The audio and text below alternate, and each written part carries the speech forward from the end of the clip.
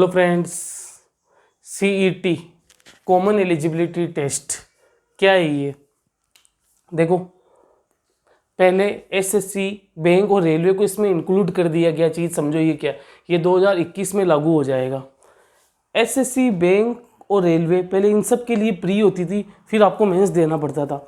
अब क्या है, इन तीनों में से प्री को हटा दिया गया और तीनों के लिए कॉमन प्री बना दी गई, जिसका नाम है कॉमन एलिजिबिलिटी टेस्ट।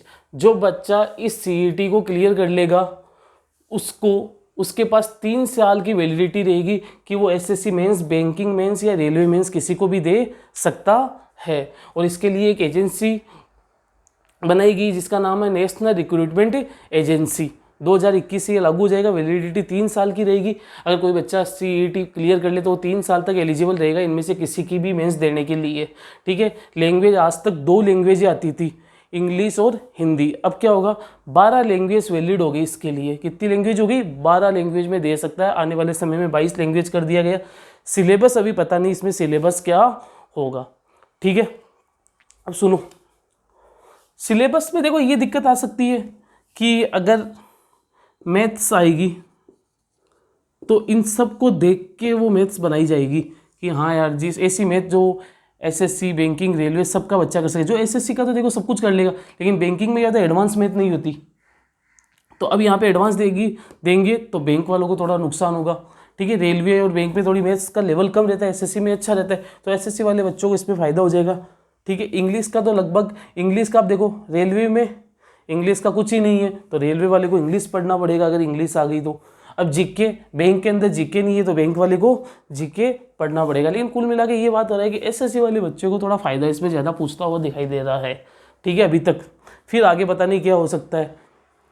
यानी कुल मिला के आपको कॉमन एलिजिबिलिटी टेस्ट ऐसा हो गया, इन सब के लिए कॉमन टेस्ट कर दिया गया। इसको क्लियर करो, ये 3 साल तक वैलिड रहेगा। उसके बाद आप इन तीनों में से किसी की भी मेंस के एग्जाम दे सकते हो।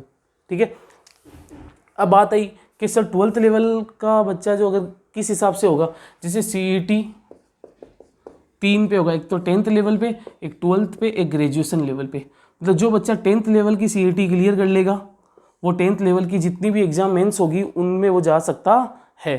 ठीक है, जो बच्चा 12th लेवल की सीईटी क्लियर कर लेगा, वो जितनी भी 12th लेवल की मेंस होती है, जैसे 10+2 सीपीओ, एसएससी के अंदर, रेलवे के अंदर बहुत सारी एग्जाम्स होती है जिसमें 12th क्लास मांगते हैं, तो उसमें आपको ये क्लियर करना पड़ेगा पहले सीईटी, फिर आप 12th लेवल की दे सकते हो। और ग्रेजुएशन लेवल के लिए आपको ग्रेजुएशन लेवल की सीईटी क्लियर करना पड़ेगा, उसके बाद आप ग्रेजुएशन लेवल की आप मेंस दे सकते हो। तो कुल मिला के अब आपको बार बार प्री देने की आवश्यकता नहीं है। अगर आपने एक बार सीईटी क्लियर कर लिया तो आप देखोगे कि इनमें से किसी की भी मेंस के एग्जाम में आप बैठ सकते हो। और 6 महीने, साल में 2 बार ये होगी, 6-6 महीने से होती रहेगी।